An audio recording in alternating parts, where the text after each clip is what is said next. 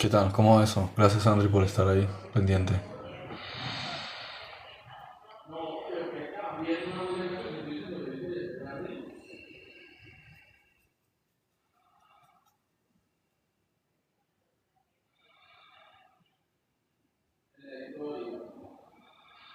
Bueno,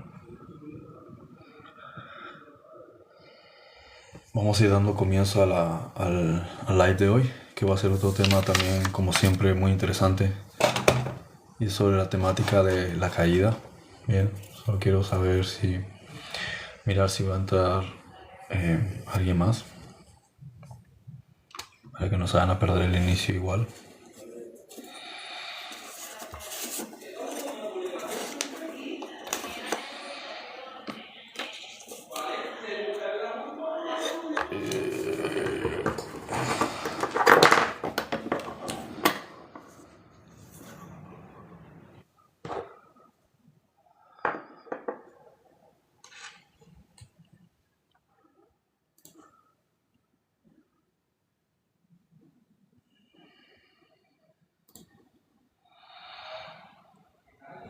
Bueno, mientras van entrando, los que van a participar también voy dando inicio.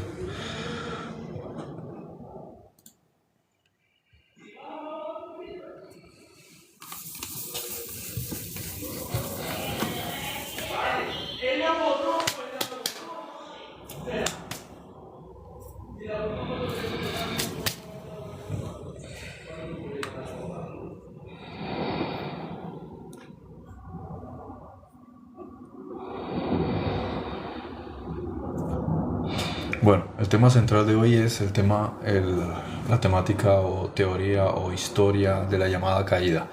Se cuenta normalmente en el, vamos a llamarle, las religiones abrahámicas, que en un principio había un individuo llamado Adán y una mujer llamada Eva, ¿no? Y se relata que ellos están en un jardín donde todo es perfecto y sano, pero hay un árbol que es una especie de árbol peligroso. Entonces, si ellos comen de este árbol, cometerían una especie de transgresión, ¿sí? Una especie de violación a la ley divina. De modo que al final, dentro de todo el contexto, ellos participan de eso y resulta que entonces son destituidos, ¿no? Ellos salen del lugar en el que se encuentran y eso empezaría, digamos, a representar todo el mal de la humanidad.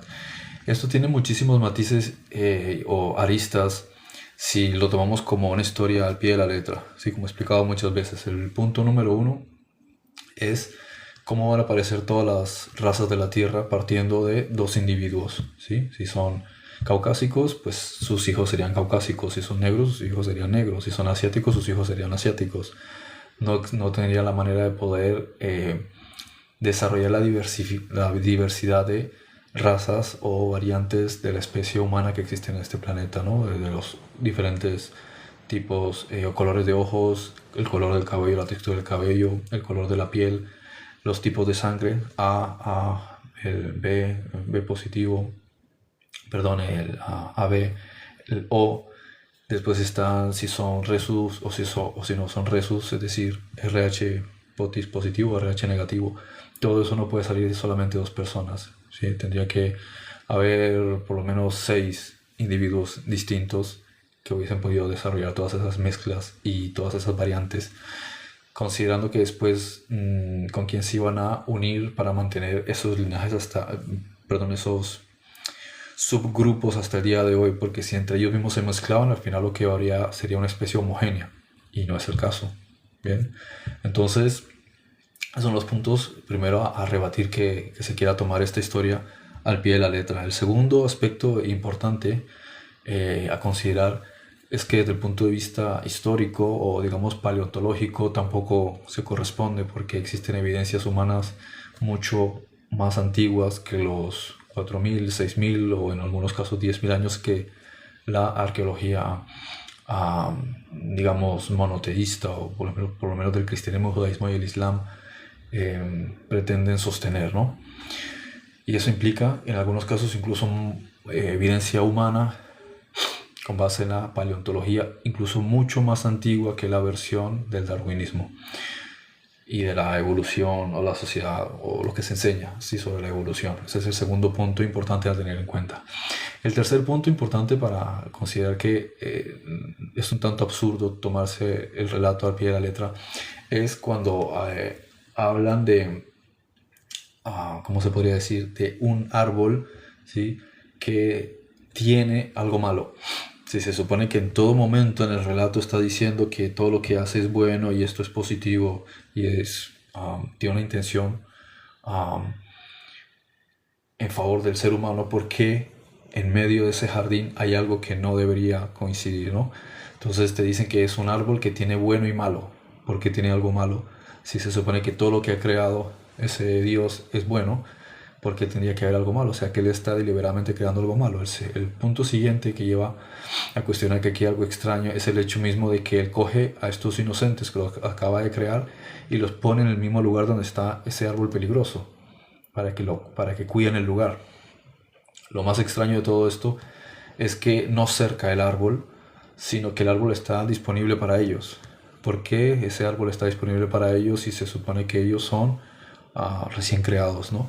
Y les dice que no lo prueben, sabiendo que los niños son curiosos y que van a tender a probarlo, ¿no? Entonces todo esto es también una serie de predicamentos o análisis que normalmente se tratan de pasar por alto porque muchas personas prefieren la comodidad de creer cierta historia y no plantearse la profundidad de lo que puede haber detrás. Luego, otro punto a considerar es que de repente, sin ton ni son, simplemente aparece una serpiente, ¿sí? No te dicen de dónde sale, quién la crea, qué está haciendo ahí, por qué está dentro de un jardín que se supone que es de los dioses, un sitio que es sagrado y que es puro, y hay una serpiente ahí, dando a entender que es algo negativo. Esa serpiente se pone a hablar, ¿sí? Siendo que la serpiente no tiene cuerdas vocales, y persuade a esa mujer a que pruebe del árbol. ¿Qué intenciones tiene esa serpiente para hacer eso? O sea, para hacer eso. Todo el relato en sí da a entender que aquí hay mucho gato encerrado. ¿Sí? No hay gatos, sino que hay muchos gatos encerrados. Tratar de argumentar que la historia tiene que ser literal es tratar de forzar una historia en un sentido increíblemente absurda, ¿vale? Entonces, el punto importante de todo este asunto es qué nos está en realidad queriendo transmitir el Espíritu Santo con esta historia, ¿no? Y esta es la parte realmente en la que hay que enfatizar. Número 1, dice el relato que Elohim, ¿sí?, es el que crea este lugar. ¿Qué es Elohim? Elohim es una palabra plural de origen semítico que significa poderosos. Bien, no dice poderoso, que sería Eloah, sino Elohim, que es un plural masculino. Bien, en el hebreo el sufijo im es masculino, el sufijo ot es femenino. Entonces Elohim está diciendo poderosos, no poderoso. Bien, entonces está diciendo que estos poderosos tienen o establecen un jardín en un lugar del oriente. Para empezar, si fuese Dios, el propio Salomón dice, ni los cielos de los cielos lo pueden contener. Entonces, si no lo puede contener, ¿cómo es que él tiene un jardín de recreo, ¿sí?, en un planeta específico? Otro aspecto importante a entender y que en realidad creo que no he escuchado a casi nadie a llegar a esta conclusión, es que la palabra que se utiliza casi siempre, que dice agetz, ¿sí?, de donde viene la palabra eridu, o sea, que viene la palabra sumeria eridu, que después viene agad, erd, y después así la palabra earth en inglés, ¿sí?, o sea, tierra, que se refiere a la parte seca, ¿sí?, no se refiere a la parte de agua, es una representación genérica de la materia. Bien, entonces cuando él está diciendo y hizo los cielos y la tierra, se está hablando de lo no físico y de lo físico. Bien, no se está refiriendo a que hizo un lugar específico en el espacio, ¿sí?, donde mora los ángeles, y después hizo un planeta. Se está refiriendo a que hizo primero un reino no visible que se puede extender de forma ilimitada, y después todo lo que pertenece al reino físico. O sea, puede ser la Tierra, puede ser Marte, puede ser Venus, puede ser muchísimos millones y millones de sistemas solares en millones de galaxias. Bien, ese es un punto también a entender, que tira por tierra esta creencia antropocéntrica, ¿sí?, que en su momento también fue geocéntrica, de que el ser humano es el centro, o sea, de que los seres humanos que viven en el planeta Tierra son el centro del universo. Y eso es un razonamiento totalmente absurdo. El otro punto también a entender de todas estas cuestiones es que establece una serie de pautas, pero no voy a entrar en eso, que es todo el desarrollo de lo que explica Génesis 1. Básicamente está explicando lo mismo, solo que con palabras más antiguas, de lo que la ciencia moderna describe como la creación de la aparición de la materia, ¿sí? Desde la materia, el gas espacial, cómo se consolida, cómo se compacta, cómo se forma un planeta, después cómo se forma la atmósfera, cómo se estructura el agua, cómo salen luego los continentes. Es decir, todo eso está descrito en el primer capítulo del Génesis.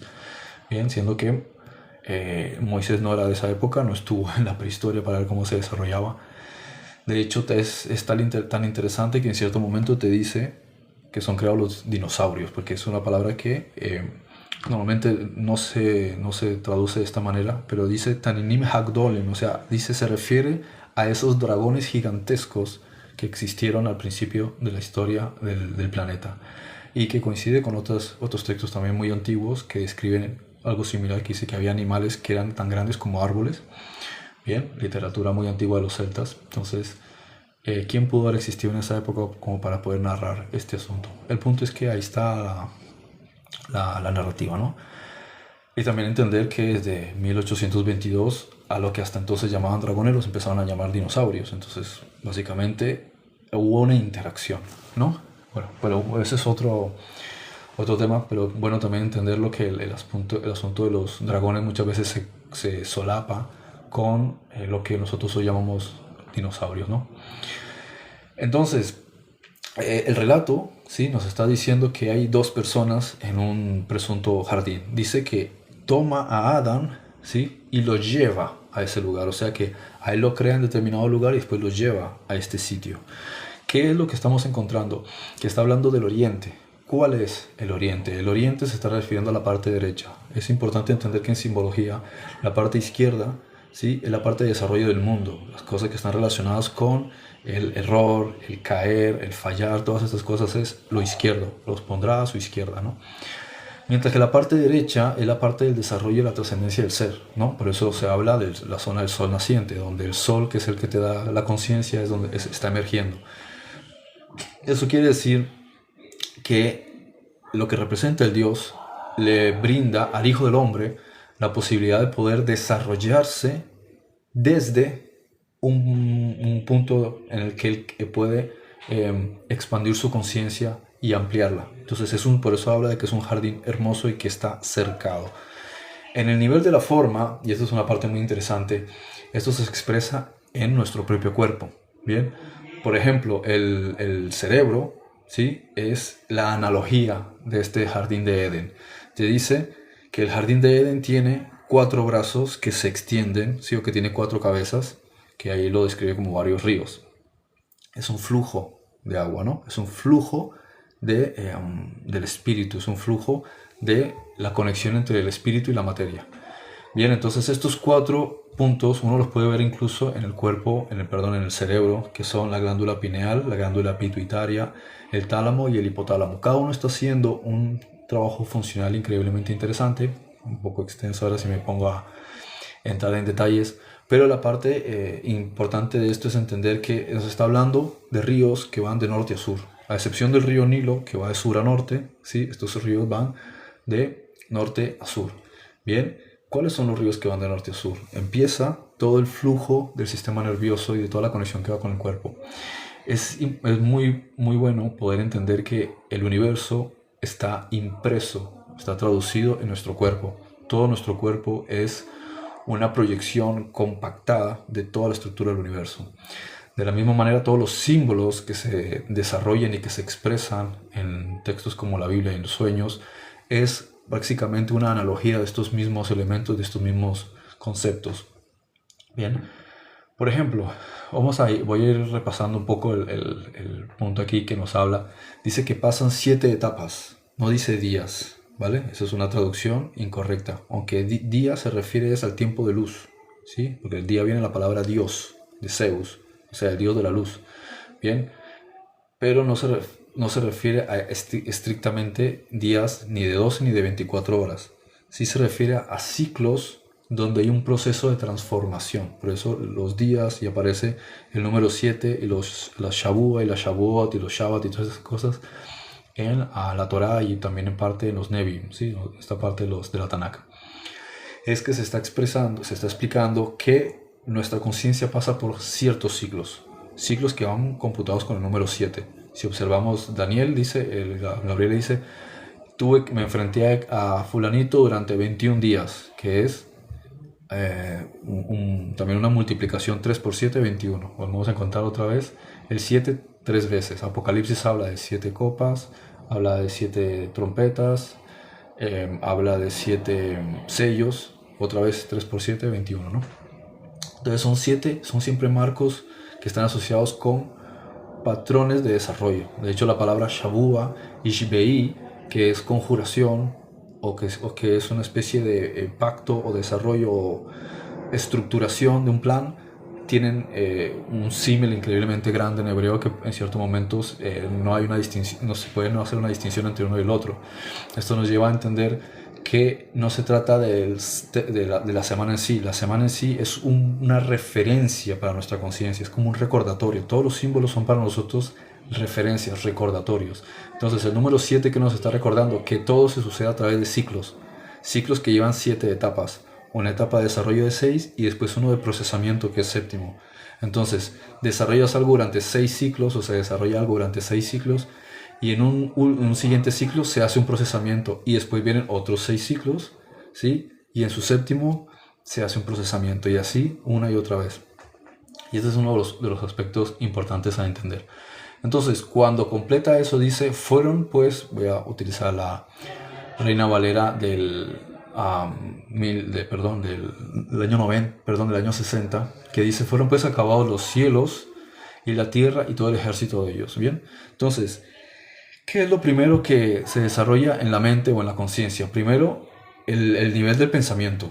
Bien, ese es el cielo, ¿vale? ¿Por qué le llaman cielo? Viene de la palabra, realmente en hebreo es la palabra shamayim, ¿bien?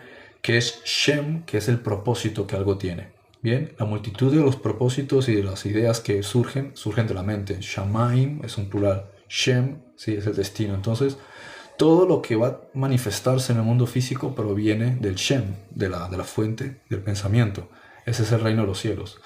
Y después está Aretz, que es la consolidación de la materia. ¿Sí? Aretz. Bien. Entonces, lo que se crea en la mente se termina consolidando en la materia. Pero ¿qué es eso que se considera en la mente y que después va a manifestarse en la materia? Son pensamientos, son ideas, son conceptos, son arquetipos. Por eso dice que primero se forman o se terminan todo el ejército de ellos, Tzba'om, ¿sí? Que es Tzba'a, que es todo el conjunto de todas las ideas estructuradas del pensamiento que al final se van a materializar en el mundo físico. Lo mismo ocurre en el ámbito, digamos, del nivel de la forma. Del reino, que es invisible, ¿sí? Es donde existen toda una estructura de elementos que son los que terminan materializando y creando las cosas en el plano físico, en el mundo material. Bien, lo mismo en otras dimensiones. Las dimensiones superiores son las que terminan consolidando y dando forma y estructurando todas las cosas en el plano físico. Por eso, en Jubileos y en otros textos se asocia también a muchos seres de luz, bien, muchos de ellos espíritus ministradores, como se les llama a ciertos rangos de ángeles, que están dentro de estos Tzba'om.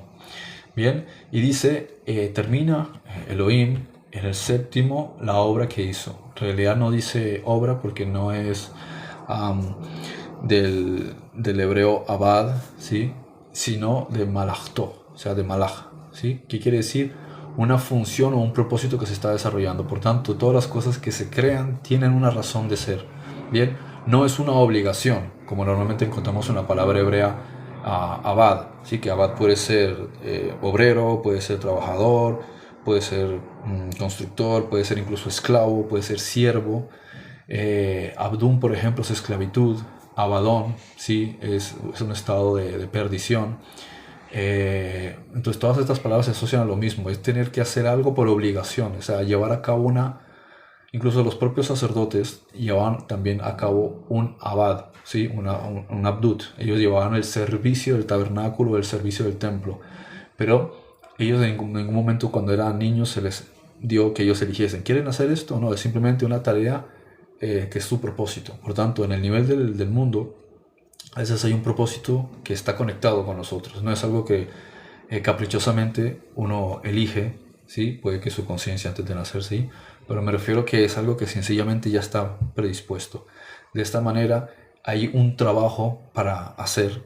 Puede que algunos hacen trabajos dentro de lo que podríamos llamar el mundo en sí, en contra de su voluntad, y hay otros que hacen un trabajo dentro del mundo de buen grado.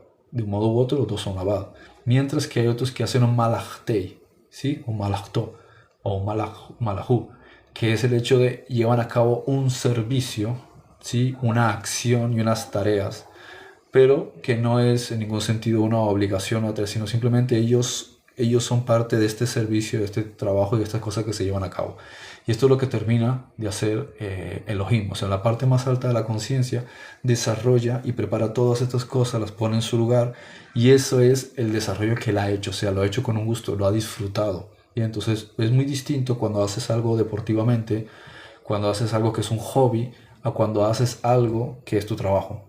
Bien, aunque el trabajo te remunere o aunque el trabajo se conecte con un propósito, si es un trabajo, pues sigue siendo un trabajo. Bien, mientras que cuando es un hobby, una distracción, no hay obligación con los horarios, no hay obligación ni compromisos, no hay obligación con un contrato, no hay obligación con un jefe, simplemente disfrutas. El sacerdote tiene unas obligaciones. Bien, la gente en el mundo tiene unas obligaciones. Entonces, cuando tú cumples una obligación, tú estás bajo abad. Bien, ahora tú puedes servir a lo que te trae esclavitud, o tú puedes servir a lo que enriquece tu alma. En este caso, ninguno de los dos, porque sencillamente Dios no le está pidiendo permiso a nadie, ni está obligado con nadie, simplemente crea porque disfruta y se desarrolla libremente creando. Entonces no es para él un trabajo. Bien, es un malacht, ¿sí? Como dice el texto, malactó, o sea, su servicio, su hacer, ¿sí? Lo que le fluye construir o crear. Bien, aunque en español ninguna de estas palabras coincide porque tienen su propio significado en hebreo, pero estoy tratando de hacer un símil, ¿sí? De cómo se podría entender lo que está diciendo.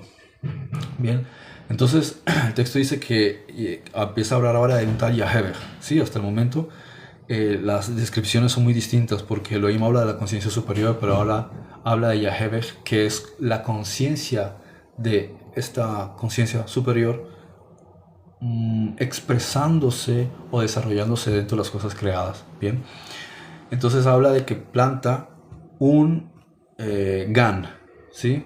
Un jardín, y lo pone en un lugar que ya se llamaba Eden. Es decir, él no dice y creó un lugar y lo llamó Eden, sino puso un jardín en Eden, va Eden, ¿sí? O sea que Eden ya existía. ¿Cuál es el primer Eden? El primer Eden ya existía en el reino de Dios, si queremos llamarlo así, el reino de la luz, que es antes de este universo. ¿Qué se hace? Se expresa la idea de la misma manera. Se va a crear, se enseña al ser humano que si analizamos nuestro propio cuerpo podemos encontrar la misma analogía. ¿Dónde está el jardín de Edén si utilizamos esta proyección y lo llevamos a imprimirlo en nuestro cuerpo? En el cerebro. Bien, el interior del cerebro es el símil del jardín de Edén, es esa zona hermosa de Edén. Edén es todo el cerebro. Bien, en analogía. Pero el jardín es la parte más interior, donde está la glándula pineal, la glándula pituitaria, el tálamo y el hipotálamo, o sea, esos cuatro ríos. Ahora, nosotros podemos proyectar eso en un marco de entendimiento simbólico de la vida práctica. Y aquí se pone más interesante y más hermoso el simbolismo. Cuando hablamos del marco de la materia, ¿cómo se podría decir? Nos debemos hacer la idea de que siempre está asociado con el número 4. Y ese número 4 lo vamos a encontrar en muchas cosas. Por ejemplo, las gemas más importantes, que es el diamante, la esmeralda, el rubí y el zafiro. Cada uno tiene una representación. El diamante es transparente porque es el símbolo del cristal, es la translucidez, es el prisma a través del cual la luz de Dios entra y se convierte en todos los colores, o sea, en la materia. El pensamiento se convierte en materia. Luego tenemos verde, azul y rojo, que es cada uno de los diferentes símbolos de los centros de energía del individuo, de los centros principales. Azul, que es el pensamiento, verde, que es el corazón, la emoción, y rojo, que son los centros de instintivos, ¿sí? Es el potencial de energía. Entonces, todos estos aspectos son importantes porque el blanco es el que los proyecta y crea la amalgama de colores. Bien, porque son tres. Si vemos la difusión de los colores, se ven de 3 a 7. Bien. Entonces, tenemos aquí la parte más interesante si remontamos o retomamos la exposición del podcast que hice hablando sobre los animales. ¿Sí? Si se acuerdan, hablé de por lo menos 3 animales que están asociados con el arquetipo del Hijo del Hombre. Entonces, el Hijo del Hombre es de por sí un símbolo importante, por sí solo. Luego tiene otro, que es el pensamiento más elevado, que es el águila. Luego tiene el del poder, que es el león. Y luego él tiene el de la confianza y la fe en sí mismo, que es el toro. Cada uno de estos que representa lo que los asirios llamaban el lamazu, ¿sí? O el querub. Bien, este querub que tiene 4 caras, es decir, 4 facetas o 4 representaciones, son 4 aspectos del mismo individuo. El Hijo del Hombre, ¿por qué simplemente lo llaman Hijo del Hombre? O a veces lo llaman también querubim, o hablan también del Hayá, ¿sí? Aquel que tiene vida en sí mismo porque ha descubierto quién es. Es el propio conocimiento del individuo que está asociado con el agua. Bien, el elemento agua, igual que el arcángel Gabriel. ¿Cuál es el elemento agua? ¿Cuál es el símbolo del agua? Es el autoconocimiento. Les he explicado muchas veces que el agua representa el subconsciente. Cuando el Hijo del Hombre se conoce a sí mismo es porque ha estado en el marco del agua. Todo empezó por el agua, dijo el apóstol Pedro. Y dice, y el Génesis y dice, y había unas aguas. Y dice, pero nadie se plantea, ¿y ese agua dónde salió? Bien, ¿por qué empieza el agua? Porque empieza el pensamiento. En el agua, si te planteas que vas a empezar a pensar en algo, es como si te encontrases en un lugar con agua tranquila y a partir de ahí empiezas a pulular todas las criaturas de ese agua. Por eso Génesis dice, y empezaron a crear todas esas criaturas en el agua. Antes de que hubiese tierra, todo empieza en el agua. Entonces los primeros cosas, antes de que existan en el mundo físico, tienen que existir en el pensamiento.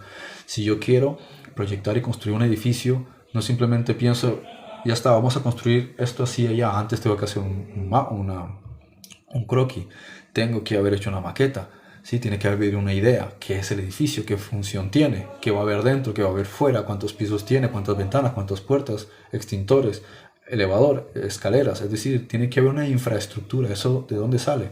De la idea. Primero lo pienso, luego lo escribo, hago una maqueta, luego la financiación, luego el personal que trabaja en la construcción, luego los materiales y empieza la obra. Entonces, para llevarlo del plano del reino de los cielos al reino de la aves, de la tierra, ¿sí? Del mundo físico, hay un proceso, pero empieza siempre en la mente. ¿Bien? Entonces, ese nivel de la mente, al principio, tiene que definir entre la parte vaga, que no ha aclarado sus ideas, que es simplemente el agua, a la parte elevada, que es el pensamiento que se consolida y que se aclara y que es el que va a proyectar. Por eso dice los versos anteriores, y dice, y las aguas se separan, y hay unas aguas debajo, otras encima de la tierra, y después hay una bóveda, o sea, si le quieren llamar una bóveda, un firmamento, ¿sí? Un shamaim, que lo llaman, se me fue la palabra, rakia, ¿sí? Rak, de la palabra rek, que es vacío, quiere decir que no hay ningún tipo de interferencia. Bien, es el pensamiento claro, sin alteraciones. Y luego hay una parte más baja que es agua, un agua en la parte de arriba que es el pensamiento subconsciente y después un agua debajo que es la mente inconsciente.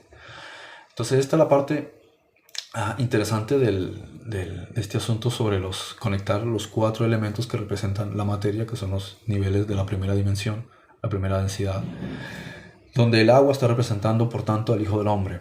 Pero luego tenemos el elemento tierra, ¿sí? Que es el toro, que es el que se posiciona en la tierra, se posiciona en el terreno. Es aquel que tiene fe y tiene confianza en sí mismo y conoce cuáles son sus principios, cuáles son sus valores, quién es, qué está haciendo aquí. ¿Sí? Cualquier embestida, cualquier cosa que trate de moverlo de su lugar, él lo cornea. ¿Bien? Porque él sabe ubicarse en el mundo, pero también sabe ubicarse en el cielo. Por eso tiene 2 cuernos. Uno es su autoridad como ser celestial y otro su autoridad como ser de la tierra. Bien, él está ubicado en los 2 lugares, por eso lo mismo la pata, ¿sí? La pata del toro tiene pezuña partida, ¿sí? Una pezuña representa su conexión con la tierra, la otra parte de la pezuña, perdón, representa su conexión con el cielo. Entonces él se pone en su lugar, ¿bien? Él está en el mundo, pero Él se pone en su lugar. Luego está el que representa el elemento fuego, que es el león. Bien, es la autoridad. De hecho, el león, su característica así todo de color amarillo, así con la melena, parece el sol, ¿no? Entonces, Él está representando el elemento fuego, que es el poder, es el liderazgo, es el ataque cuando hace falta, es el rey, ¿sí? Que se posiciona en su lugar, es el que se conoce a sí mismo, que ya no duda, ¿bien? Ese es el que tiene el liderazgo, que se conoce a sí mismo. Esa es la parte más importante de esta apreciación. Y el que se conoce a sí mismo, conoce a aquel que lo conoció. Por eso está esta expresión que se encuentra mucho en el Nuevo Testamento y dice, todo aquel que en él cree no se pierde, sino que tiene vida eterna. Dependiendo de la traducción, hay otra versión griega, por ejemplo en Nestle Aland, que no pone se pierde, simplemente dice que el que se conoce a sí mismo es el que hereda la vida eterna, ¿no?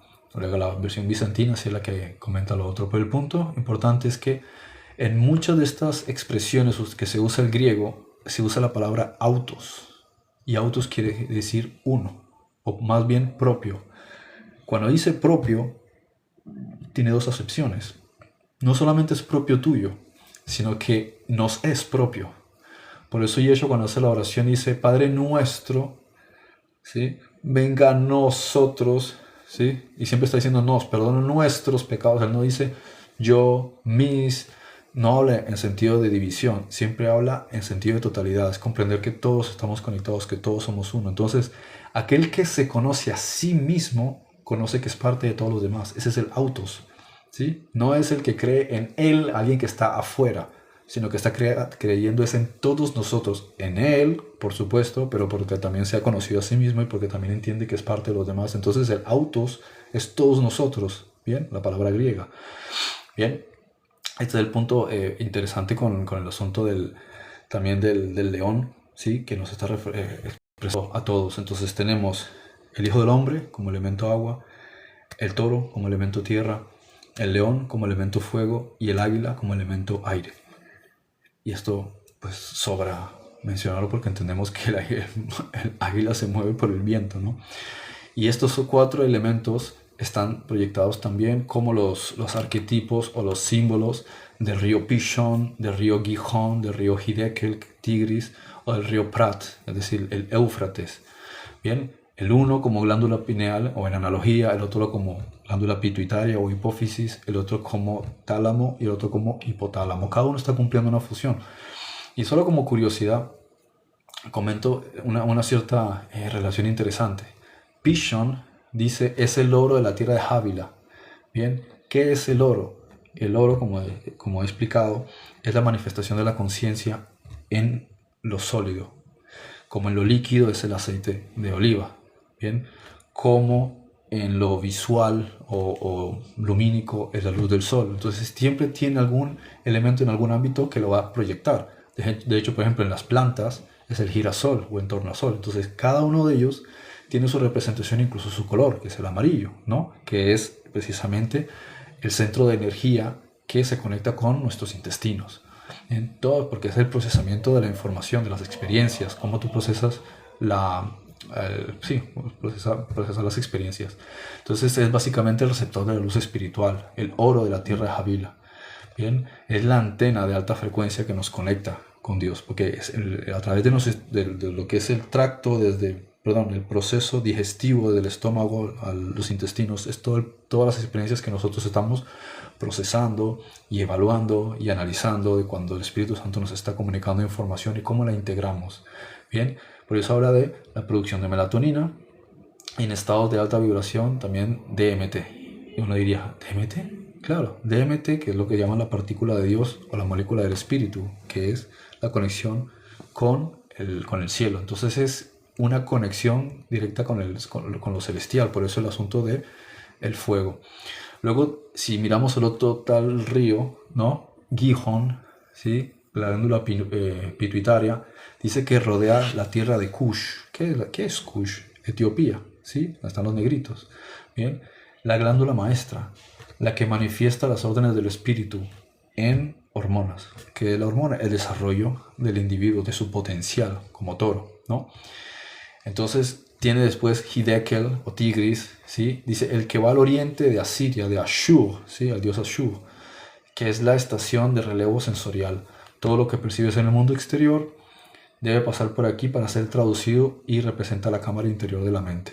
Bien, por eso en ciertas traducciones Yeshua dice id al lugar secreto y ahí encontraréis al Padre. Otras traducciones, ¿sí?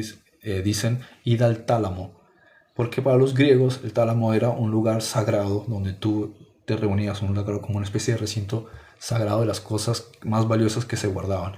Para la cultura hebrea había otro significado que era el lecho. Sí, podía ser el lecho de muerte porque muchas personas morían en la cama, como también el lecho donde tenías relación sexual con tu pareja cuando, bueno, esa era su cama, su dormitorio. Entonces es tu lugar privado, ahí no entra nadie porque es tu dormitorio, ¿no? El matrimonio. Entonces según la cultura hebrea, dependiendo de qué cultura. Pero en ambos casos se está refiriendo a lo más íntimo y lo más personal donde tú procesas tu propia experiencia interior. Es decir, cuando Adán y Eva tienen su relación íntima, es decir, cuando tú estás trabajando en meditación, conectando a Adán con Eva. Bien, tu pensamiento y tus emociones te vas conociendo en ese proceso, en ese trabajo, ahí donde encuentras al Padre. Y luego habla del Éufrates como el hipotálamo, que es el cuarto río, que es el límite de la manifestación, que regula el equilibrio, o sea, la homeostasis, la homeostasis, ¿sí? La homeostasis, que el hambre, la sed, la temperatura, o sea, es el puente entre el sistema nervioso y el sistema endocrino.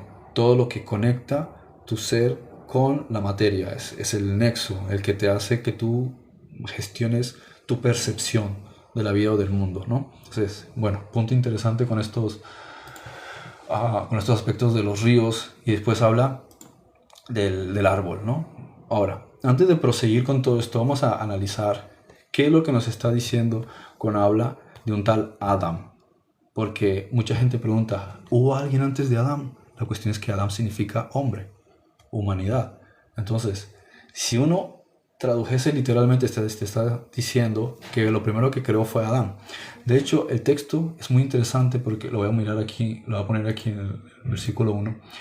Porque dice en el versículo 26, a ver si, dice, nace Adán, ¿sí? Vamos a hacer a Adán. Espera un segundo, ¿cómo que vamos a hacer a Adán? Él no está diciendo, vamos a hacer a un individuo, ¿sí? Que va a ser 1,80 m, va a tener cara, una nariz, 32 dientes, va a tener 2 ojos. No, no dice eso. Él dice, vamos a hacer a Adán. O sea, ellos dicen, vamos a hacer a Adán. Es como que ellos ya saben de lo que están hablando. Ya existía Adán. Es como si yo me siento con unos amigos y les digo, oye, qué interesante, mira, tenemos aquí unas herramientas, ¿por qué no hacemos un coche, ¿no? Hagamos un automóvil. Vale. Si yo les dijese, vamos a hacer un bla, bla, bla, ellos dirían, ¿eso qué es? Nunca hemos oído hablar de eso. Y les estoy hablando de algo que ellos ya conocen. Entonces, cuando yo digo, hagamos este automóvil, todos dicen, interesante, y aparte agrego, pero hagámoslo igual a nosotros. Bien, entonces lo que les está diciendo es, ustedes ya saben, todos sabemos lo que es Adán, ¿sí? Pero vamos a hacerlo imagen y semejanza nuestra. Por eso no dice, hagamos un ser, ¿sí? Que tenga cabeza, manos, cuello, etc. No, ni siquiera está diciendo, hagamos un ser parecido a nosotros. No, está diciendo, hagamos a un Adán, algo que ya existe, pero hagámoslo parecido a nosotros. Este es un punto también interesante. Por tanto, Adán ya existía antes de que ellos creasen a otro Adán, pero lo hicieron diferente. Existía Adán antes de todo eso. Existe un Adán que ellos fabricaron, ¿sí? A su imagen y semejanza, y más tarde fabrican a otro, pero lo forman del polvo de la tierra. De hecho, hacen una separación también, ¿sí? Porque primero lo hacen que sea sin la hembra, después, con la hembra, después lo hacen separado de la hembra porque la sacan de él. Por tanto, estamos hablando de por lo menos 4, si no más, ciclos en donde el ser humano no está conectado linealmente con un único grupo racial, sino que existía antes de que Elohim lo hubiese creado y viene a existir como grupo racial en diferentes especies a lo largo de la historia, si queremos llevarlo a nivel de la forma. Por eso cuando uno evalúa en la antropología o la paleontología, encuentra que había seres humanos hace millones de años en la Tierra. No como le suelen hacer creer a uno, no, hace 150.000 porque antes eran primates. No, había primates, claro, pero también había seres humanos. Solo que la arqueología, el Instituto Smithsoniano y La paleontología en sí, muchas instituciones no quieren que la gente lo sepa, pero había seres humanos hace millones de años. Se han encontrado evidencias, incluso hay cráneos y materiales y huesos de seres humanos fosilizados que tienen 65, 70, 90 millones de años. O sea, eran tan antiguos como los dinosaurios. Bien, entonces esto es un punto importante también a entender. Ya existían seres humanos hace mucho tiempo. Otro aspecto también importante explica y se entiende por qué aparece en la arqueología, o se ha encontrado en la antropología, que aparecen humanos con ciertas características y otros con otras características si nos vamos a la prehistoria.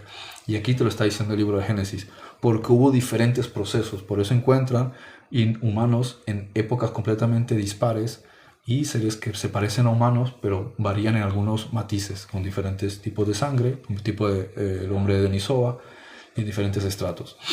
Esto llevándolo al nivel de la forma. Ahora, ¿qué es lo que significa en el nivel de la mente, que es lo más importante? Que la idea de el Hijo del Hombre ya existía en la mente de Dios. Bien, él ya tenía la idea de lo que era lo que era el Hijo del Hombre. Entonces, ¿qué es lo que hace ahora el Hijo del Hombre, que ya existía en el Edén original, que era antes de la existencia de este universo? Los que llegan a este universo dicen, vamos a hacerlo, pero vamos a hacerlo como ese de allá. Bien, entonces ellos crean a un adámico que es un adámico, o sea, un ser que ya existía, pero la apariencia de él no existía en la materia porque no pertenecía a la materia, entonces lo hacen igual a ellos. En consecuencia, cuando nosotros nos miramos al espejo, estamos viendo la apariencia de los dioses, ¿bien? Mientras que el Adán original no tiene esta apariencia porque no pertenecía a este universo donde había materia, todas estas cosas. Es un universo que no tiene forma, ¿bien? Que es el universo original. ¿Qué significa esto en el nivel de la conciencia y del espíritu? Bien, que todas las cosas que nosotros creamos y que se desarrollan están primero en la mente, y desde la mente se proyectan al ámbito físico, bien, y que el ser humano va por unos procesos de transformación y de autoconocimiento. Entonces dice, es imagen en semejanza de Elohim. Quiere decir que nosotros somos básicamente una proyección misma del Creador en sí mismo. Más adelante dice, y surge del polvo. ¿Por qué? Porque pasamos por diferentes fases. Una fase, ¿sí?, donde la conciencia llega sana, como es un niño, pero lentamente empieza a llenarse de suciedad, ¿sí?, de polvo. Y entonces de ese polvo vuelve a surgir un nuevo individuo.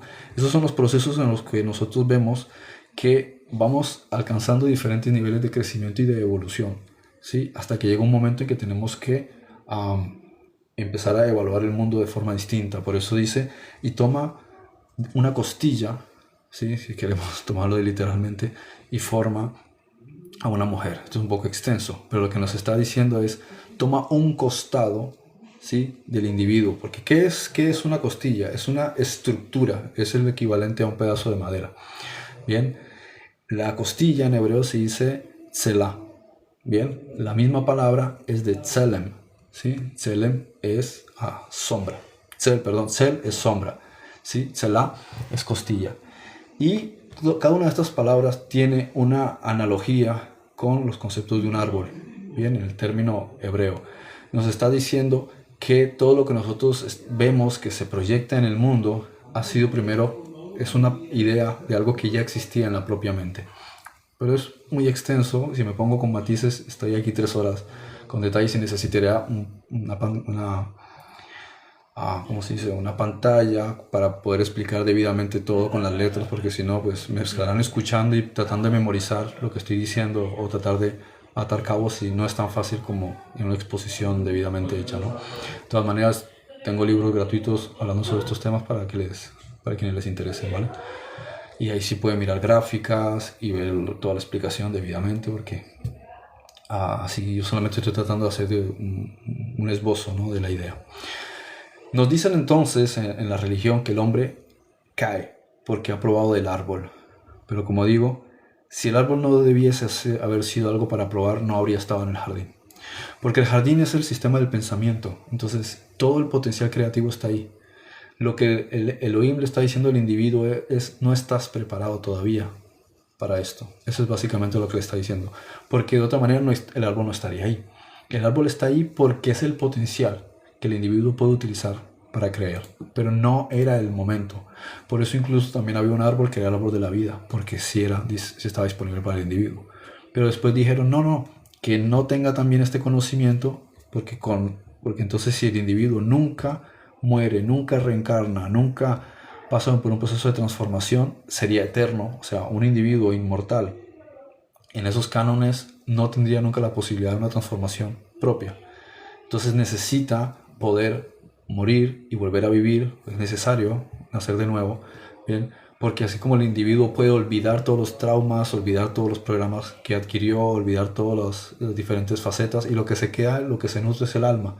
Entonces el alma sí se enriquece, mientras que la memoria prefiere no tener que guardar tantas veces que vio morir a su hijo, que tantas veces que murió morir a sus padres. Entonces, una y otra vez recordar todo eso, llega un momento en que te hace insensible, te traumatiza. Entonces lo mejor es no te estés acordando de todas las encarnaciones, pero que el alma se nutra de las experiencias, de lo que le enriquece. Eso sí lo que necesita. Entonces mejor era que no coja eso también, pero sí que cogiese el árbol de lo bueno y malo, que es la dualidad. Entonces, lo que el hombre puede crear, que está en el árbol, ¿sí? Porque el árbol es la capacidad o el potencial que tiene el ser de poder crear, ¿bien? O de poder hacer o poder ser. Entonces, eso son cosas que dicen, bueno, ya lo hizo, pues ni modo. Y esa es la experiencia que nosotros vivimos. Todas las cosas que nosotros vivimos en este universo son duales, es decir, son el resultado del árbol Tov Berra, bueno y malo.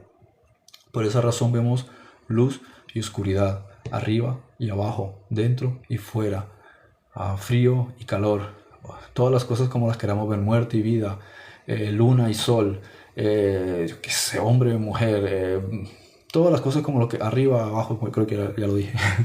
Y luego la dualidad está expresa en nuestro propio cuerpo. Por eso dice, y tomó una de sus costillas y formó a una estructura en su lugar. Como digo, es muy extenso para explicarlo, pero resumidamente, nosotros vemos en nuestro propio cuerpo un sistema dual. 2 orificios en la nariz, 2 ojos, 2 grupos de cejas, 2 orejas, 2 pezones, los testículos del hombre, los ovarios de la mujer, pierna izquierda, pierna derecha, brazo izquierdo, dedos aquí, dedos allá. Es decir, tenemos una proporción como si nos hubiesen partido por la mitad, ¿sí? Donde los dos sistemas están trabajando juntos, Adán y Eva. Entonces, el propio cuerpo, como digo, es una proyección de esta manifestación del árbol, del bien y del mal, ¿sí? De lo bueno y de lo malo. Pero no es bien y el mal como nosotros lo juzgamos. Es un sistema de balance. Nosotros somos los que decimos esto es bueno y esto es malo según el juicio que nosotros hacemos y cometemos el error porque no tenemos que estar juzgando. Sino que es un sistema de balance. Es una fuerza de compensación, ¿sí? Donde todo tiende a equilibrarse. Por eso no existe injusticia. Simplemente haces algo que descompensa la balanza y la balanza tiende a compensarse. Tú le causas a alguien algo que le sufre, entonces la balanza se compensa y tú recibes algo que te causa sufrimiento. Tú haces algo que le produce felicidad a alguien y la balanza se compensa y te devuelve algo que te produce felicidad. Ese es el sistema de equilibrio y de balance. Eso es lo que la Biblia llama el juicio, ¿sí? Que no es una sentencia con un mazo y un tribunal. Es el sistema de balance natural por medio del cual todas las cosas buscan un punto de equilibrio. Bien, por eso no hace falta pensar en castigos divinos, ni en el pecado y el infierno y la culpa, sino sencillamente conciencia, señores. Haces algo, hay una consecuencia, causa y efecto, siembra, cosecha, ¿sí? Todo lo que hace el hombre, eso recibirá. Es simple. Bien, construyes algo, pues eso va a tener una consecuencia. Destruyes algo y eso va a tener una consecuencia. Ese es el sistema dual que existe en todos los niveles y todas las proporciones del universo. Todo está en un proceso permanente de compensación. Bien, y la raíz de todo eso, el potencial que creó este universo dual es este potencial creativo que se llama el Etz Da'at Tov Berra, el árbol del conocimiento del bien y del mal.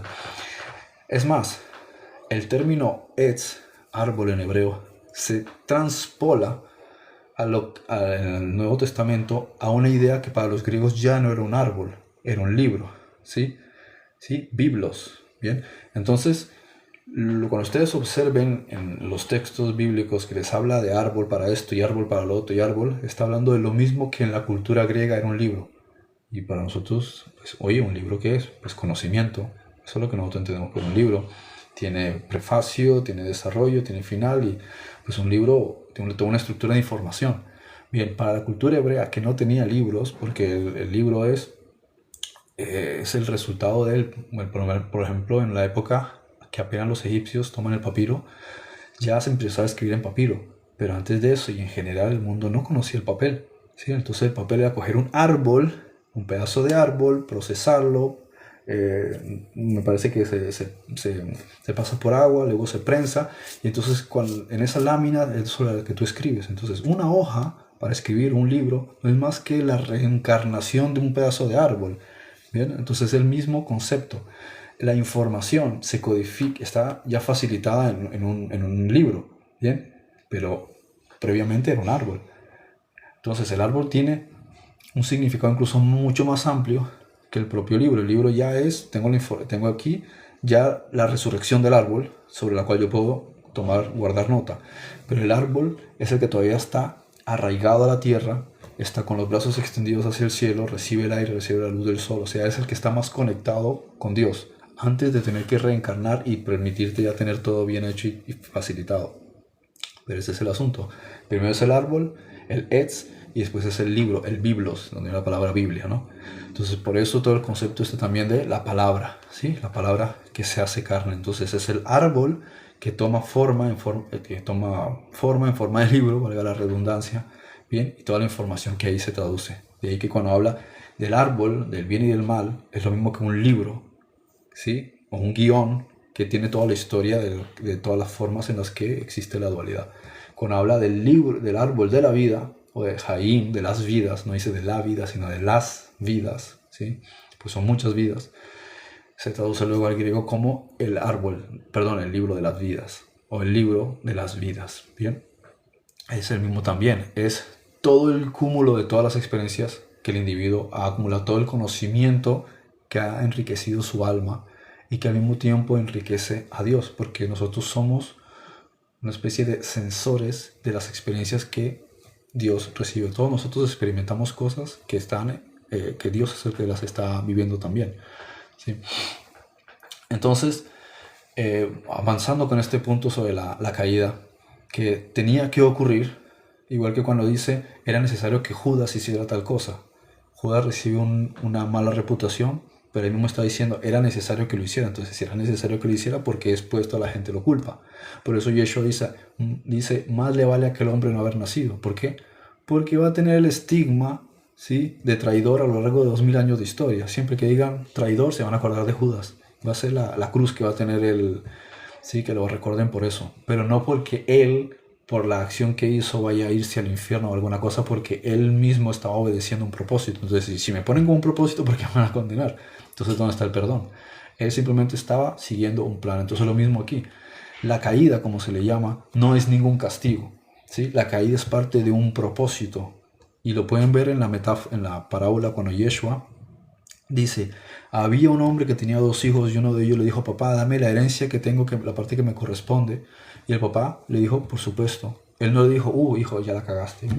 No, él le dijo, vale, que está tu herencia. El hijo cogió la herencia, se fue, la derrochó, se gastó en esto, se gastó en lo otro, hasta que terminó viviendo y comiendo, habitando con los cerdos, ¿no? Y después regresa donde el padre, pensando que el padre le iba a reprochar algo. Y este es el punto que hay que entender del concepto que me parece diabólico de las religiones que llaman abrahámicas, o más bien del cristianismo. Y es estar pensando que Dios tiene algo contra nosotros, ¿sí? O que hay un sentimiento de culpabilidad, o que hay una especie de afrenta que le hemos hecho a Dios, que se ha interpretado también de diferentes maneras. No es así. Dios no tiene nada contra nosotros. Lo único que está esperando es que nosotros reconozcamos quiénes somos y volvamos donde Él está. Y ahí está el ejemplo. Cuando el padre ve al hijo que regresa donde Él, el padre no dice, ahora vamos a ver, ahora sí te voy a empezar a soltar todos los sermones que no te eché de niño, no te los voy a soltar. Vas a tener que trabajar para mí, te voy a humillar, vas a tener que aprender de estas lecciones. No ocurre nada de eso. De hecho, ocurre algo que contradice la mentalidad judía completamente, y es que el padre sale a correr detrás del hijo. Para que un señor adulto salga a correr es una humillación, porque no es el ejemplo que da, mucho menos que el padre se doblegue o se humille ante el hijo. Es una forma de pegarle una bofetada a los saduceos y a los fariseos de aquel entonces, que no podían imaginar que la figura paterna, ¿sí?, del patriarca del clan salga a correr donde el hijo. Y aquí es un ejemplo claro, ¿sí?, de que Dios no tiene nada contra nosotros, y que el concepto de caída no fue ningún pecado, y que todas estas cosas no han sido más que constructos inventados por el ego para sembrar un sentimiento de culpabilidad. Y eso es lo que hace desde el principio, porque si nosotros buscamos al ego en el relato, te lo plantea ahí, te habla de una serpiente, ¿sí? Te habla de una serpiente que aparece al lado del árbol. Bien, los nórdicos también lo decían, ¿sí? Decía que Jormungandr estaba justo en las raíces, ¿sí?, del árbol Yggdrasil, el árbol de las vidas, ¿sí? Y él se enrollaba en el árbol de las vidas, tratando de destruir el árbol, destruyendo incluso sus raíces. Bien, ¿cuáles son tus raíces? Tu herencia, lo que tú eres, que no te acuerdes de quién eres. Y aquí está otro también punto muy interesante con todo esto. Quien empieza a producir el problema es el propio individuo, cuando el individuo es el que produce la serpiente, porque la serpiente no la creó el creador. Dice, y la serpiente era la más desnuda o la más astuta, según cómo se quiera traducir, de todas las cosas que estaban creadas. ¿Cuáles son las cosas que estaban creadas? Las que estaban en la mente. O sea que de todos los pensamientos que el ser humano tiene, había una que tenía el potencial de poder hacerle al hombre que manifestase, crease o produjese algo que era dual. Y es lo que sigue ocurriendo el día de hoy. Podemos, de todos los pensamientos que vienen a nuestra mente, elegir cuáles son los que van a ser preponderantes. Los pensamientos como son las águilas, las aves, como estaba explicando, que son pensamientos elevados. O puedes responder a tus pensamientos, que son los peces que limpian la porquería del mar. O puedes responder a tus pensamientos, que son reptiles que se arrastran sobre la tierra con su pecho. O puedes responder a los pensamientos que son como sapos, que no hacen más que hacer rapa y no te dejan pensar. Bien, y es el mismo concepto repetitivo. O puedes pensar como ciertos animales de la tierra que tienen arquetipos de la personalidad. Entonces te caracterizas con una personalidad. En cualquiera de los casos, tú eres el que elige qué animal quieres alimentar, cuál vas a comer, cuál va a ser el que se hace partícipe. De ahí que en hebreo dice, leejol es comer y ejol es poder, de poder hacer algo. Entonces, básicamente es, cuando te dice no comas de este animal o coma de este animal, es puedes hacer esto o puedes hacer lo otro. Está en ti que tú elijas o tú decidas cómo te quieres comportar. Si te quieres comportar como un perro, pues compórtate como un perro. Si quieres comportarte como un lagarto, pues compórtate como un lagarto. Si quieres comportarte como el hijo del hombre, bien. Ahora, si quieres comportarte como un toro, como un león, como un águila, bueno, podría ser. Bien, entonces vamos a ir viendo cuál es el comportamiento que el ser humano quiere tomar para sí, ¿no?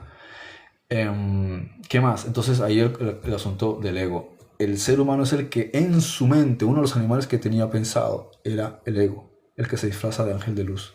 Bien, que se disfraza, ¿por qué? Porque te hace parecer que es una buena idea, y tú piensas, wow, pues sí, parece deleitable para comer, tiene buena pinta, porque en realidad no entiende las consecuencias que tiene tomar unas decisiones duales. Y eso lo vemos todo el tiempo cuando el ser humano se pone a juzgar. Juzgas esto y juzgas lo otro, esto es bueno y esto es malo, y este es criminal, y este es genocida y otro. Todo eso que estás haciendo, es cayendo en la trampa de la serpiente, que es la que lleva a Java y que lleva a Adán a comer de ese árbol. Pero cuando tú observas las cosas que hay fuera y no las ves con culpabilidad, sino simplemente dices, esto es lo que nosotros elegimos crear, esto fue lo que el Hijo del Hombre decidió comer. Entonces, si lo quiero santificar, es sencillamente no mirar culpables, no mirar criminales, no mirar el mal, simplemente decir, esta es la experiencia que estamos viviendo en un proceso de aprendizaje y de desarrollo interior. No lo voy a juzgar, porque no voy a considerar que Dios comete errores. Entonces, en ese momento le quitas a la serpiente su capacidad de hacerte seguir comiendo de ese árbol, porque no fue que comieron del árbol y se fueron. Tú sigues participando de ese árbol y sigue haciendo proceso digestivo dentro de ti ese fruto, cuando tú sigues juzgando en vez de entender que todo esto es un proceso de desarrollo y de aprendizaje. ¿Ok? Y por encima de todo no hay culpabilidad, y te lo está diciendo Yeshua en la parábola del hijo pródigo. El padre sale a correr cuando ve al hijo, a donde está el hijo. Él no se queda y se cruza de brazos y dice, ahora sí vas a ver. No, sale a correr delante del hijo. Y no solo eso, sino que le da el anillo del padre. ¿Qué significa la autoridad del clan? El poder del clan. O sea, el padre le está dando a su hijo el poder. ¿Por qué? Porque es un hombre débil. ¿Sí? No, es porque el padre realmente ama a su hijo. Desde el principio siempre... espera un segundito. Sí. A ver. Bien, el padre ama a su hijo y por encima de todo siempre ha querido que las cosas fuesen para él, pero tenía que respetar su decisión de que él quería vivir las cosas a su manera. Y de hecho tanto es así que hace un banquete y celebra. Y esta es la parte que uno que resulta mucho más difícil para la mente de aceptar, porque el ego ha creado esta disonancia en el pensamiento de hacernos creer que estamos separados de Dios y que hay un conflicto entre nosotros y Dios cuando eso realmente no existe. Es un constructo que ha inventado la propia mente por haberle hecho caso a la serpiente, ¿sí? Al ego, que es la idea de separación. Porque por eso es lo que significa ego cuando uno se va a Carl Jung, cuando uno se va a Freud y analiza el concepto de Ich, el yo, no es que yo sea algo malo. Es cuando la idea de yo es estoy separado de los demás. Yo soy una cosa, tú eres otra, pero en realidad yo es un somos. Bien, ese es el aspecto a entender. Cuando tú te conoces a ti mismo, te das cuenta de que tú eres somos. Cuando tú no te conoces a ti mismo, tú estás siempre a la defensiva pensando que hay una separación entre tú y el prójimo. No estás viendo que tu prójimo es parte de ti mismo, que son autos, somos, ¿sí? Lo propio, ¿sí? Aquí Andri puso un par de preguntas. Sí, se han ido quedando acumuladas. Dice Oseas 6:7, más ellos, cual Adán, traspasaron el pacto así, allí prevaricaron contra mí. En sí, ¿qué fue en lo que falló Adán o la parte masculina del universo? Hay dos aspectos importantes a entender. Por ejemplo, lo vemos en la cruz. La parte de arriba, ¿sí? Adán, la parte de abajo, Eva. La parte de arriba es la parte del pensamiento y la parte de abajo, la parte de las emociones. Luego está la otra parte donde vuelve a aparecer el hombre en el Génesis y ya es cuestión, no es arriba abajo, sino es derecha izquierda. Entonces tenemos derecha masculino y tenemos izquierda femenino. Masculino es la parte del intelecto, el análisis, la razón, la lógica, mientras que el femenino es el intuitivo, es el espiritual, es el del clan, el de la protección de los niños, es el de la suavidad, de la dulzura, el amor. El otro es más racional. Los dos, ¿sí? Cuando trabajan perfectamente en armonía, forman un equilibrio perfecto, ¿sí? Por eso habla del león y el cordero. El león es esa autoridad, ese poder, pero el cordero es la parte de la mansedumbre y de la calma. Entonces sabe mantenerse con las dos cosas bien enlazado. Ese es el concepto del Ishut. ¿Sí? Ish, que es varón, Ish, que es varón. El Ishut, lo que llaman matrimonio, es realmente la unión de los dos conceptos. O sea, cuando sabes combinar perfectamente el análisis, la lógica, con también la intuición y la espontaneidad. ¿Sí? La luz espiritual también con la coherencia. Es un equilibrio fundamental. Por eso, cuando observamos el análisis aquí del asunto de las serpientes, el ego va por tus emociones, te manipula por las emociones que tú no tienes controladas. Por eso va a donde Eva. Él no va a donde Adán, porque la serpiente sabe, el ego sabe que si tú vas a la parte lógica del individuo, el individuo va a decir, a ver, esto no tiene sentido. Bien, entonces, ¿por dónde es donde el individuo suele caer? Es a través de sus emociones, las emociones que no tiene gestionadas ni controladas, que es el arquetipo de Eva. Porque el ego no puede tratar de razonar con el individuo porque uno sabe que el hombre es lógico, análisis, no te entiendo lo que me estás diciendo porque no tiene sentido. Bien, en cambio la mujer es emocional. Bien, ella va por sus sentimientos. Y aquí es donde encuentras el aspecto de por qué la serpiente va donde el arquetipo femenino no va donde el arquetipo masculino. En cambio, ¿dónde está la puerta de acceso? Que la parte femenina entonces sí toca la parte masculina. Por eso dice que ella es la que hace que él caiga. Pero no es que una mujer literalmente hizo caer al hombre. Es que las emociones son las que pueden hacer que el individuo no coordine, no haga las cosas bien si él no sabe mantenerse en su lugar. Por eso dice el texto, por cuanto oíste la voz de tu mujer, la tierra te producirá cardos y espinos. ¿Qué significa realmente? No tiene nada que ver con un hombre, no tiene nada que ver con una mujer. Cuando el individuo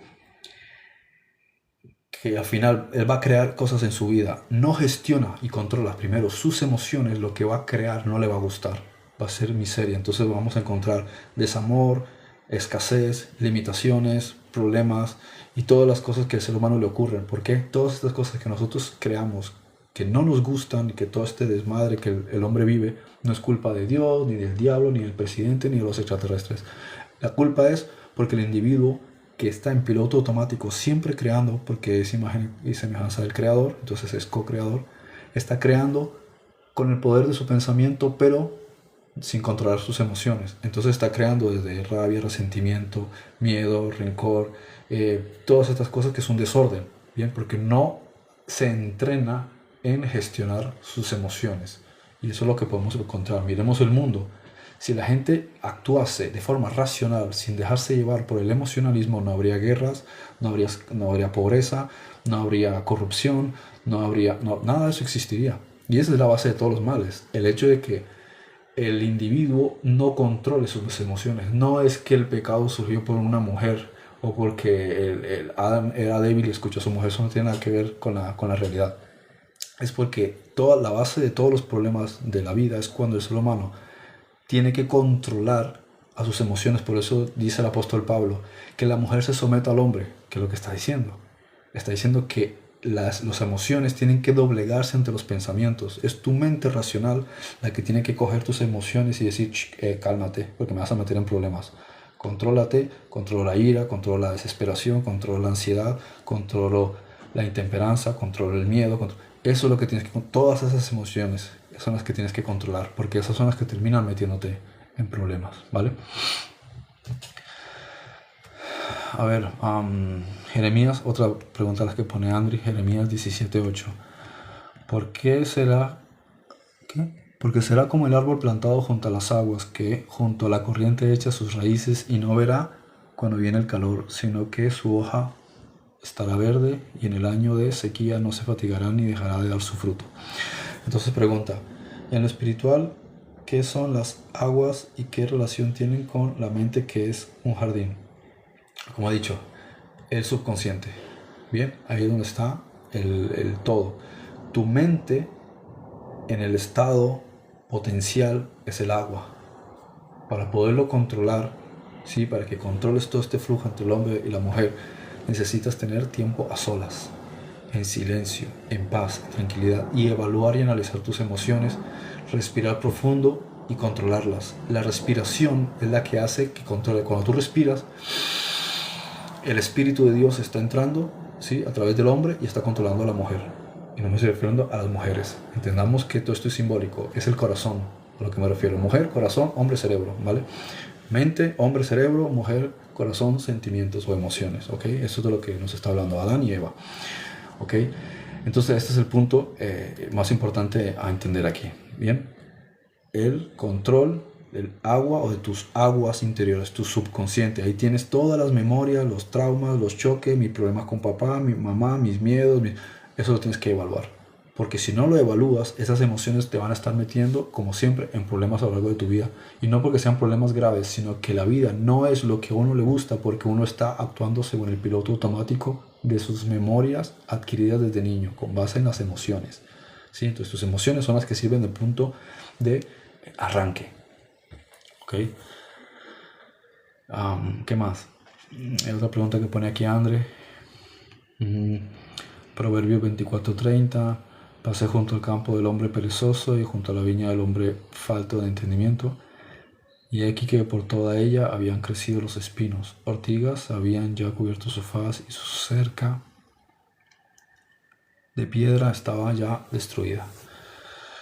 Estoy mal en mi vida significa que el jardín de mi mente está seco o con malas hierbas y piedras. Es lo mismo, o sea, todo lo que estoy diciendo siempre se remite a lo mismo, los mismos conceptos, los mismos elementos.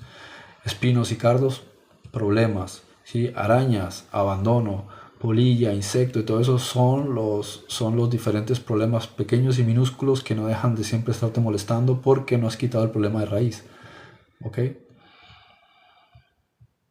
Ok, Brenda, que pone, gracias Frederick, haré mis meditaciones y evaluaré mis emociones. Exacto, perfecto. Bien. Fíjate que otra cosa también dice el apóstol Pablo. Dice que la mujer no enseña en público sino en privado. ¿Qué es lo que está diciendo? Que el hombre no vaya al público a expresar sus emociones, sino que tienes que controlarlas. No puedes ir por ahí diciendo todo lo que sientes, en el sentido de no controlar. Si tienes rabia, simplemente te desfogas. Si tienes miedo, simplemente te desfogas. Si tienes ansiedad, simplemente eso, porque al final, ¿qué vas a hacer? Pues vas a parecer una persona irracional, ilógica. Vas a ser la vergüenza de ti mismo. Por eso dice, la mujer que se comporta así es la vergüenza de su hogar. Se está refiriendo a que el individuo que se deja llevar por sus emociones sin razonar, al final va a ser la vergüenza delante de todo el mundo, que lo van a ver como una persona que no tiene autocontrol ni dominio propio. ¿Vale?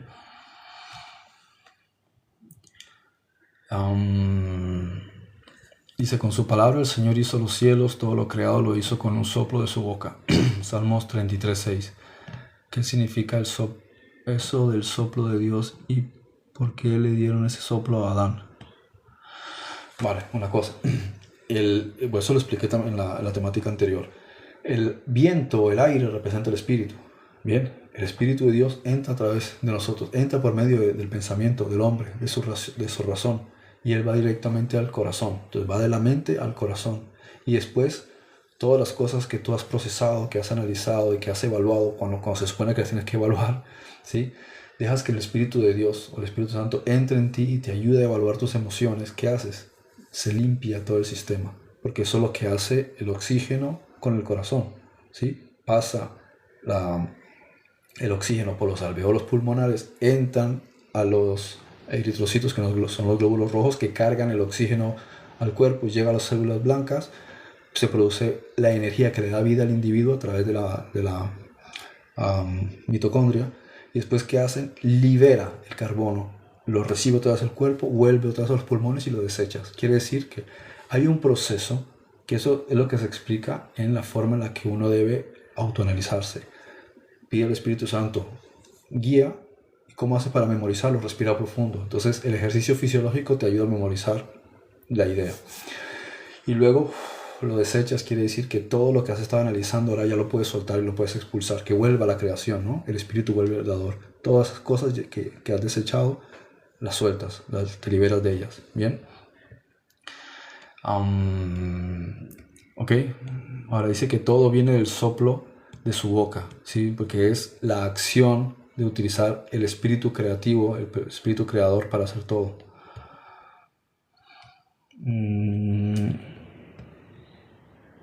A ver qué más dice Salmos 121:7. Jehová te guardará de todo mal, él guardará tu alma. ¿Por qué los dioses no querían que experimentáramos la dualidad? ¿Nos querían sobreproteger? No tanto sobreproteger, sino que era muy pronto para que el ser humano se arriesgase a crear la posibilidad de crear este universo con un programa dual. Existía, pero era muy arriesgado. ¿Por qué? Porque, bueno, ya lo estamos viviendo, ¿sí? Adquirimos una experiencia distinta a la experiencia que viven otros seres que son hermanos nuestros en otros universos. Sí, es una experiencia distinta, mucho más evolucionada, pero implica el sufrimiento. Mientras en nosotros es todo mucho más light, más relajado, más suave. Entonces eso es lo que una parte de nuestra conciencia, como esa vocecita que te dice, no te metas ahí porque eso no te conviene. Bien, pero no es que estuviese prohibido. O sea, para empezar, ni siquiera hace falta que lo prohíbas, simplemente no metas ese árbol donde hay unos niños. O sea, yo cojo a los niños, voy a salir de la cocina y les dejo los cuchillos a mano, les digo, no toquen los cuchillos, por favor, yo lo sé todo, yo sé que los niños lo primero que van a querer es curiosar con los cuchillos, ¿no? Entonces el cuchillo es porque tiene una función. A lo mejor cuando la persona es más grande ya le enseñas a coger y cortar las verduras y prepararse una ensalada, pero de niño no. Entonces hay un proceso donde el individuo tiene que estar en su mente hasta adquirir una madurez. Por eso dice, y al adámico lo llevaron, ¿sí? Dice, y lo llevaron al jardín. Él no estaba en el jardín, lo llevaron ahí al oriente, es decir, a la posibilidad de poder desarrollar su parte creativa y su parte potencial, su despertar de conciencia. Y por ahí y le dicen para que esté ahí y lo labrara y lo cultivara. ¿Qué es lo que está diciendo? Que desde el principio uno tiene la posibilidad de poder entrar dentro del reino de Dios, ¿sí? A través de la meditación y la oración adecuada, y la contemplación, el autoanálisis. Y ahí desarrollar y construirse a sí mismo, comiendo ¿de qué? Del espíritu, que son las verduras. Por eso dice, y al principio el hombre coge de toda semilla, pero el hombre eligió la carne. Quiere decir que eligió vivir la experiencia física en vez de vivir la experiencia en tu mente y desarrollarla en tu mente y analizar las cosas, prefieres más bien que se proyecten fuera y resolverlas fuera. Entonces, claro, una cosa es que yo tenga un conflicto y lo aclare en mi mente y diga, vale, está bien, a que mi mente elija más bien que se proyecte fuera, y cuando se proyecta fuera digo, wow, y todo este caos y todo este terror, ¿qué significa? Pues tú elegiste más bien carne en vez de verdura. Bien, es la analogía, el simbolismo de cómo el ser humano prefiere más bien solucionar las cosas a las malas en vez de solucionarlas en su propio ser interior. La última pregunta que veo aquí pone Andri, no sé si tienen alguna otra pregunta que quieran compartir antes de concluir. Todas las cosas ha hecho Yahweh para sí mismo, y aún la limpió para el día malo. Proverbios 16:4. Entonces todo lo que hay tiene un propósito, el malvado tiene su función dentro del desarrollo espiritual. Todo tiene una razón de ser, todo está dentro de un guión. Por eso te dice, amad a vuestros enemigos. Si fuese algo malo, ¿por qué los tienes que amar? Los amas porque tienes que entender que todo esto es parte de un proyecto, es parte de un propósito. Y que lo que tú llamas malo en realidad no es malo. Es que no te gusta, no te agrada, pero no es que sea malo, ¿sí? Que no te convenga es otra cosa distinta, ¿sí? Una cosa es que no me conviene tal cosa, pero no significa que sea malo, ¿vale? No existe nada bueno, perdón, no existe nada malo. Existe todo bueno. Malo es simplemente una forma en que nosotros satanizamos o juzgamos determinadas cosas porque no entendemos que cumplen un propósito. ¿Bien? Y como digo, no significa, como no existe el mal, entonces hago cualquier cosa que pueda dañar a otro. Pues hazlas, porque estamos en un universo de compensación. Tú verás qué es lo que quieres para tu vida, pues hazle a los demás lo que te gustaría que hiciesen contigo. ¿Okay? Y lo mismo, labra para tu vida en tu mente y construye lo que quieres recibir. Es causa y efecto. Si yo construyo algo, puede que muchas veces se venga abajo y no funcione, pero tarde que temprano va a tener que eventualmente salir adelante. ¿Por qué? Porque lo estoy sembrando. Dice, todo lo que el hombre sembrar, eso cosechará. No está haciendo excepciones. Lo que puede haber letra pequeña en ello, de que te esfuerces mucho y no lo consigas, pues porque hay muchas cosas dentro de ti que tienes que perfeccionar. Pero si sigues, tarde que temprano lo terminas consiguiendo. ¿Ok? Bueno, en principio hago otro live el viernes. Sí. Pues muchas gracias por participar. Espero que estén muy bien. Dios los bendiga. Que estén teniendo una excelente semana. Que la luz del Espíritu los esté guiando. Y bueno, mucho amor, aunque no conozca personalmente a casi ninguno de los que participa. Compartan la información con otras personas. Apliquen esto. Y si quieren en algún momento también comenten cómo se han sentido practicando el trabajo interior, ¿sí? Que el Espíritu Santo está enseñando, transmitiendo a través de esto que estoy compartiéndoles, ¿vale? Una última cosa que comenta aquí Andri: ejercicios para controlar las emociones. Debo tocar mi corazón y meditar centrado en el corazón. No hace falta estarse complicando mucho con fórmulas. El punto inicial es: estate en silencio, busca un momento tranquilo, preferiblemente en oscuridad, sino que puede ser en algunas ocasiones totalmente en silencio. Otras veces puedes poner sonido de cuencos tibetanos, o sonido del río, sonido de aves, o sonido de las olas del mar, como tú quieras. Bien, eso te sirve para orar, eso te sirve para meditar, incluso te sirve para dormir, si te resulta difícil dormir. El solo hecho de no hacer nada, dejar que el cuerpo que la mente se desintoxique. No necesitas estar pensando nada más, simplemente quédate en silencio y dedica un ratito. Vas a ver que 10 minutos así te sana más que muchas otras cosas o trucos que quieras hacer. Y luego hay otras formas de meditación que puedes mejorar, pero la clave es la respiración, porque ese ejercicio fisiológico le está diciendo a la mente: conecta con Dios y deja que el Dios saque toda la porquería que está dentro de ti. Te ayuda a limpiar el corazón. Pasa por tu mente, ¿sí? Porque entra por los orificios nasales, ¿sí? Y llega al corazón y a los pulmones, que significa la tierra ¿sí? La madre tierra, el corazón, y los pulmones, la atmósfera, donde está el oxígeno. Entonces, es la misma analogía. Tu campo vibratorio, ¿sí? Como la magnetosfera de la Tierra, y vuelve otra vez al Dios, al Creador. Bien, entonces ese ejercicio es como una programación. Nos hemos programado, ahora vamos a desprogramarnos. ¿De acuerdo? Bueno, muchas bendiciones y que estén muy bien, que tengan una excelente noche. ¿Okay? Hasta la próxima.